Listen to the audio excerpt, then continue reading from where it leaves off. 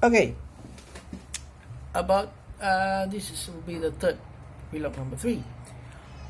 We just received quite a good news. Today is the 7th of June, Sunday, and we received quite a good news. There was a speech from our Prime Minister Datuk Sri Muhyiddin Yassin, and he said that we have undergone the MCO, which is the Movement Control Order. Basically, when they first started it was back in March, and when they started the Movement Control Order, it was like a partial lockdown. So a lot of the businesses were closed, schools were closed, colleges, universities, everything were closed, but public transport was still on. However, many businesses were closed down during that time, and most of us were supposed to be staying at home and maintain the social distancing. So all that was back in March. Then somewhere around the end of April, somewhere in the beginning of May, they introduced what is known as the relaxed version of the MCO. So when they relaxed the version of they had the relaxed version, which is basically they open up a few of the industries, so certain people will be able to actually commence their work already, and they relaxed the rule where now you can move about, you can go and buy your foods in your local restaurants, but you can only buy, no dining in, you can only take basically you can only do takeout orders, you cannot dine in on the restaurants, but they do allow the restaurants to be open, and that's what was happening, the relaxed rule of CMCO.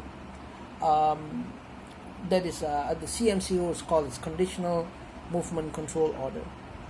Now, apparently today, June 7th, Prime Minister has just announced with a speech stating that the CMCO, which was ongoing, the relaxed MCO, is going to be lifted by the 9th of June, which is coming Tuesday. That will be the last day for the MCO. This means that many of the industries will start to open. Domestic tourism will be able to you're able to start back again. People are able to move from one state to the other state. So basically things are going to get back to normal, but there are still some restrictions as well. Some of the restrictions is in terms of nightclubs, like pubs and bars, have to still remain closed until probably the 9th of June, if I'm not mistaken. Either up to the 9th of June or up to August, somewhere in August. I have to recap and see the full speech details on when is it exactly going to end fully. But I have a feeling that they are going to open back everything as per normal by somewhere around August. But this 9th of June would mark as many things are going to get back to normal, which is quite good. But our Prime Minister has also stressed the fact that domestic tourism is open, but overseas tourism is still blocked because our boundaries, our borders are still closed for internationally. So we are not going to receive any more tourists as of yet until we are fully cleared, until many of the different countries in the world are fully cleared. So that's why I was thinking that there are still some restricted. Certain things are still being restricted as of now, but it is really relaxed right now, which is quite a good news for all Malaysians. We somehow won the first tier in the battle against COVID. Alright? But now it will be a very, very strange but more important challenge is that we do not create more cases and we do not experience more deaths because of the COVID-19. So this is Ramdev, and we like to do this vlog number 3, if I'm not mistaken. I hope that this MCO thing is quite good. It was a great move by our country, and there was also this video stating of how great our country is performing and how other countries around the world should actually take notice of how Malaysia has been combating the COVID-19. I think that's a great video. I've seen it myself and I was reacting. I was very, very proud to be a Malaysian. I had that feeling that, I had that sense and feeling that I was really proud being a Malaysian. In fact, I teared up. I actually did tear up when I was watching the video, and I felt like, yeah, wow, I feel so proud to be a citizen of this country who achieved such great things in such short time. And so yeah, that's how we feel as Malaysian. And I hope that all of you out there, please take care of yourself. I know there's also the Black Lives Matter movement protests out there. Go ahead, protest all you want, but be safe. Stop the looting, stop the stealing, stop the burning. There are ways to make your message get across. Burning things or destroying things is not a way forward. It's 3 steps backwards. That's just my perception. I could be wrong. Okay, I could be wrong. I could be someone who does not know exactly what's really happening out there. So it's not my voice. It's not. I'm nobody to make any assumptions or whatever. But I feel that the protest is good way forward. A peaceful protest is a way forward in getting the message across that they have to stop discrimination. They have to stop the racism around the world. So it is a good thing.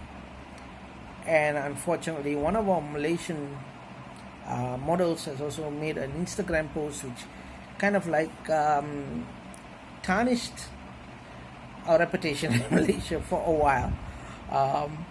That was a very insensitive post. I think most Malaysians do not condone her actions, and I think they have already gave her a left-right sounding. She's not white, but she claims to be ranting away like she is a white person, which doesn't make sense at all. She's Malaysian. She's just having mixed parentage, but even her mixed parentage was not even really white, as she was being raised by Indian grandparents, and she has the Indian spiritual thinking. But what she was saying is kind of Hinduism spiritual thinking, but I feel that what she said was in a wrong way of saying it, and in completely wrong timing, I would say. If you were to say it any other time and the world is not in a big mess of discrimination, racism and bigotry, if she came out with this statement more into Hinduism and spirituality, people will listen, but not at this time currently, with George Floyd's death and so many other people, innocent black folks are dying overseas. It's very saddening, and their marches and their protest is quite important. However, back in what way we are here in Malaysia, I'd just like to thank each and every one of you, especially every single Malaysian, the frontliners especially. All our thanks, all our loves goes out to you, and it's because of you, your fantastic work, we are having this great elated feeling right now that we are now capable of moving about in as the new normal, like how our Prime Minister said. So this is Ramdev, and I'd like to shout out to everybody out there. Be safe, stop the racism, Black Lives Matter, every other lives matter as well. There are quite a few sad news that has came out. For instance, even the death of that pregnant elephant in Kerala in India. That's also very sad news, but automatically everybody is blaming India, blaming Kerala for being irresponsible. No, it's not the action of an entire city. It's not an action of an entire state in India. So people are going around and hate Kerala and all that. It's like, please don't blame the entire state. It's just the action of a few certain individual farmers, and it based on the reports that we got, they were not actually doing it purposely. What happened is that they put these bombs in certain pineapple fields because they wanted to ward off any of the other animals who will intrude to their farm. Okay, it's a methodology for them to stop predators who comes to the farms. So they put the pineapples with firecrackers. So it wasn't really as per purpose, because the elephant somehow went and ate the pineapple and it killed the elephant, and the elephant had turned out to be pregnant. So that is the actual storyline. That is the actual report. That is the actual investigations they have found. So these people were not mad. They were not crazy or insensitive or something like that. They were not mad people. The world, I mean, there's so many people out there who's giving a lot of bad rap to them. But this is the actual facts, is that they were not really responsible. I mean, using this method is wrong. That's true.